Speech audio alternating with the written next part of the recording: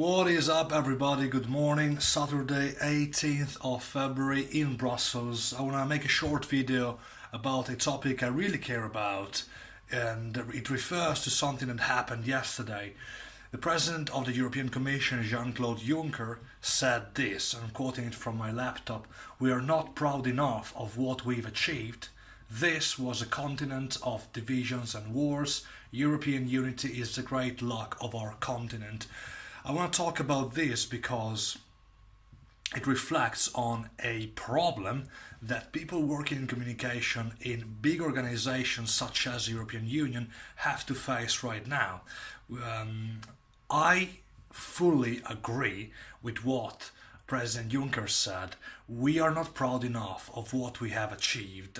But on the one side, we are not able, or we are not willing, or we don't have enough courage to show it, to show that the European project is one of the greatest political projects in human history.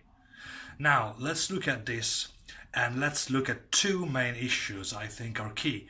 Firstly, the bubbles of people working in institutional affairs at the international level are too self-complacent. I am a frequent attendee of conferences on communication, human rights, democracy, all the issues that have built the European Union as a union of peace and possibly prosperity. The point is that these bubbles are too self-complacent. I'm not talking just about Brussels, but Brussels is certainly the best example of self-complacency when it comes to realizing what are the real problems at the global level. Now, there is a huge divide between bubbles, which I call basically cities that gather professionals that all work in the same field. It could be the city of London, it could be Washington.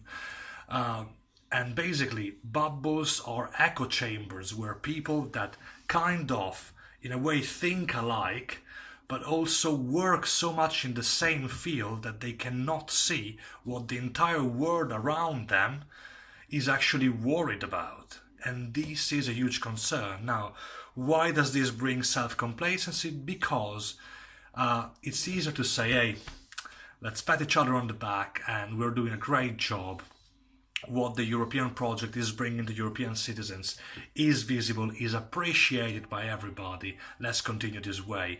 Clearly, things are going the other direction, as we see from recent elections, from the UK referendum. We are losing this battle as European communicators, and this applies also to other international organizations like the UN, for instance, and all its branches. I go to a lot of conferences and all I see is panels of people just thinking alike and blaming ignorance, and blaming lack of knowledge, and blaming lack of intelligence when things don't go their way or the way they advocate for. A clear example is Brexit, and another clear example is the election of Donald Trump. So I see a lot of conferences where people analyze, oh yeah, I mean, things didn't go the way we predicted because the least educated stratum of society have voted for populism. Yeah, but we lost those battles. Everybody who was in favour of Remain, of the UK remaining in the European Union, have failed campaign-wise.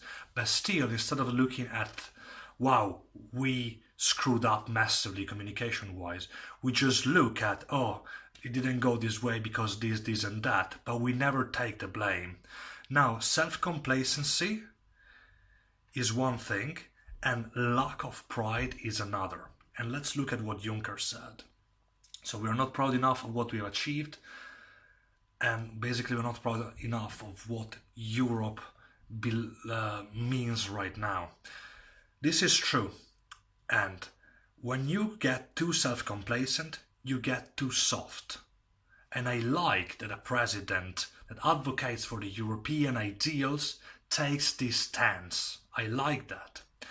Now, why do I say we are too soft? Because we are scared. We are scared of facing the challenges of a member of the European Union leaving. We are scared of upcoming elections where populist parties are gaining momentum. The elections in France are very scary. The elections in the Netherlands are scary. The elections in Italy are scary. But we are not fighting with our teeth and nails when it matters. Now we have a president on the other side of the Atlantic that says that Europe is failing, that Europe needs to change, that NATO is unnecessary or needs less resources. And all I'm seeing from the European Union side is communicators scared of what it could be. Instead, my approach, what I think is more useful and following President Juncker's line is, no, we stand our ground and we say we're going to be united no matter what, because what we have achieved is tangible, is there, and it cannot be taken for granted. Now, when whoever says something against the European ideal, European communicators, as well as communicators for big global projects, need to stand their ground and show the arguments that present how these people are wrong. We gotta fight with our words, with our argument, with our ars oratoria, the way we can be able to speak and present facts. We cannot be undermined by organizations, people, parties that make alternative facts the backbone of their political communication campaigns. What do you think about that? I'd like to start a series of videos about this. It is something I really care about, and I think it is an issue which is not discussed enough in our field of work, which is communicating big ideals to the benefit of as many people as possible. It is that simple.